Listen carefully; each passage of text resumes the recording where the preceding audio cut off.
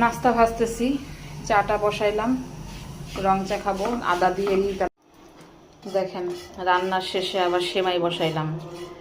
কালকে শুকনা সেমাই রান্না করলাম, ছেলে খাবে না বলে আমাকে দুধ দিয়ে সেমাই। আসসালামু আলাইকুম, কেমন আছেন? আশা করি ভালো আছেন।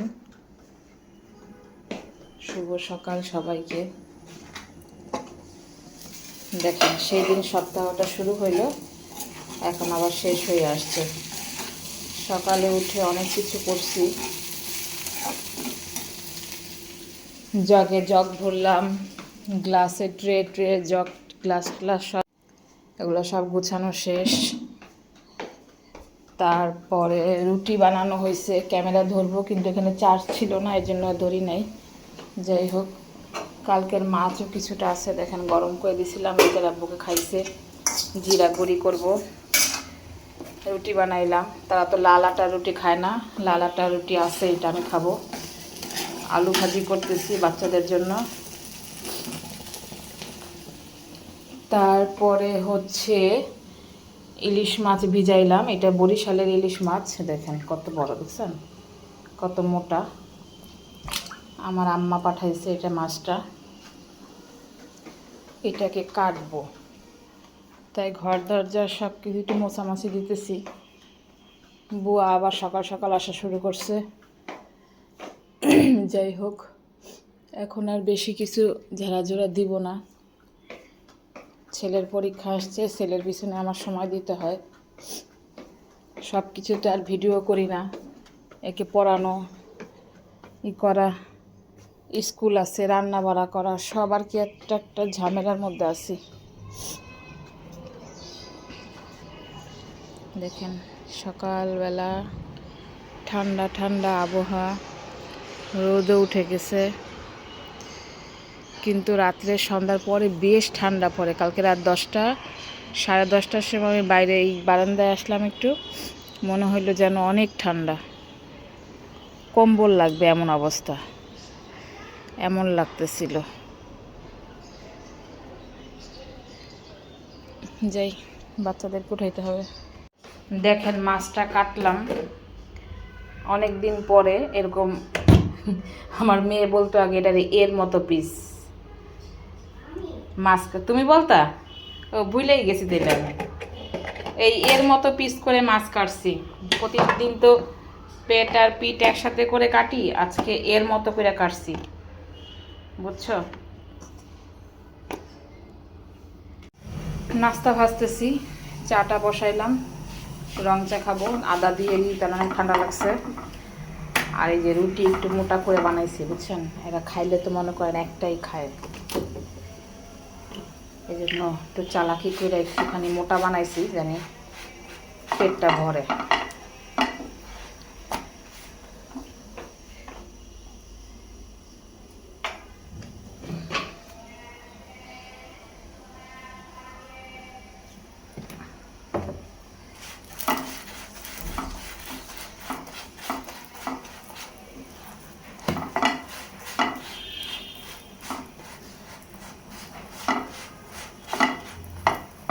আমার ছেলে আগে খাইতো, আগে 2টা করে রুটি খাওয়াইতাম। বুঝ বুদ্ধি হইলে বাচ্চাদের সাথে আর পারা যায় না।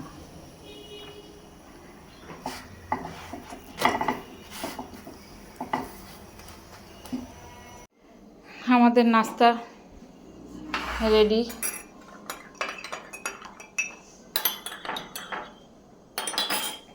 কলারি তাকে দিব না আজকে, রিতার অনেক ঠান্ডা। আসো বসো। স্কুলে চলে আসলাম। আরে বাবারে বাবা,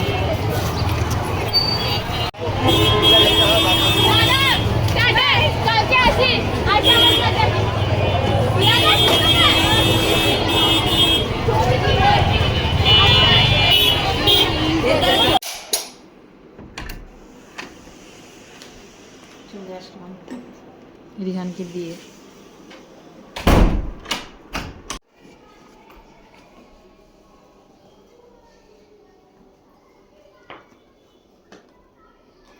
সাবধানে যাইয়েন, আর আমি তো আসতেছি নেওয়ার জন্য, ঠিক আছে?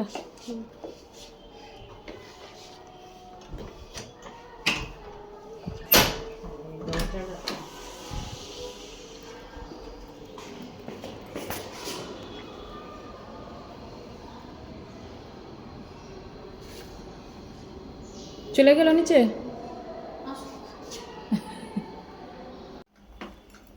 বের হয়ে যেতেছে আবার, ছেলেকে আনতে যেতে হবে।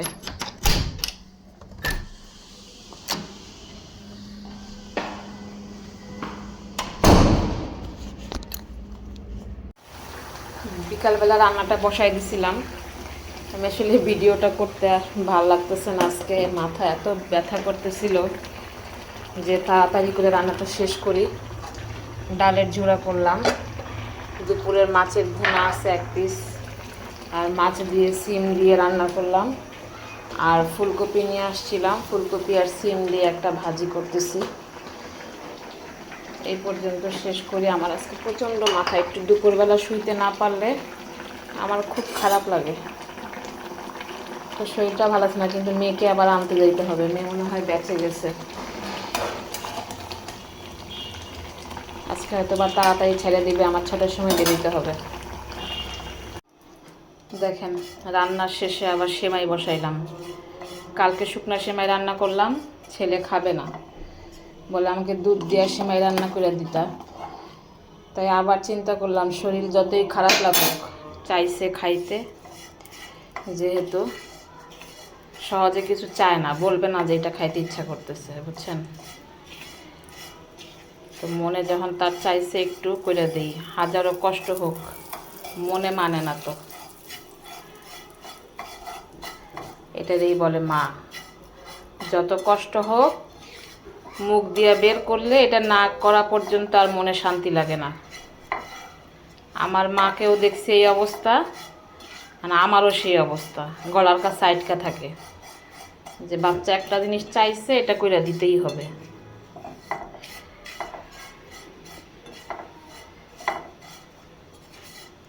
একটু ভাইজা নিয়ে তারপরে দুধে দিয়ে দিব।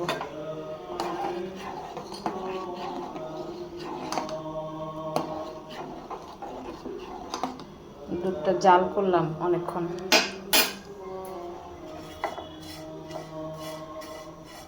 এই যে ঘিটা খাই, একজন আইনা দিছিল ঘিটা, আবার ঘি আনাইতে হবে, ঘি শেষ হয়ে আসছে। ঘি থাকলে তখন খালি খাইতেই হয়, খাইতেই হয়, যা পাই তার মধ্যেই দেই ঘি। আর ভাজবো না, পুড়ে যাবে। এই যে সেমাইটা রেডি, এতটুকু রাখবো পাতলা, আনালে পরে ঘন হয়ে যাবে আরো। সন্তান কই তালাশ করি, আবার চলি আইসুনি জাগা মতো। স্যার রিহান আজকে গোসল তো করেই নাই, ড্রেসও পাল্টায় নেই, যেটা পরছিল সেটাই আবার পরছি স্কুল থেকে আইসা। পরে এই সারাক্ষণ কতটুকু সময় ড্রেস কি রিহান, তারপরে বাইরে খেলাধুলা করে না, গামায় না। জিনানরে দেখছি আমি খেলতেছে সেদিন কালকে, বুঝতে পারছো।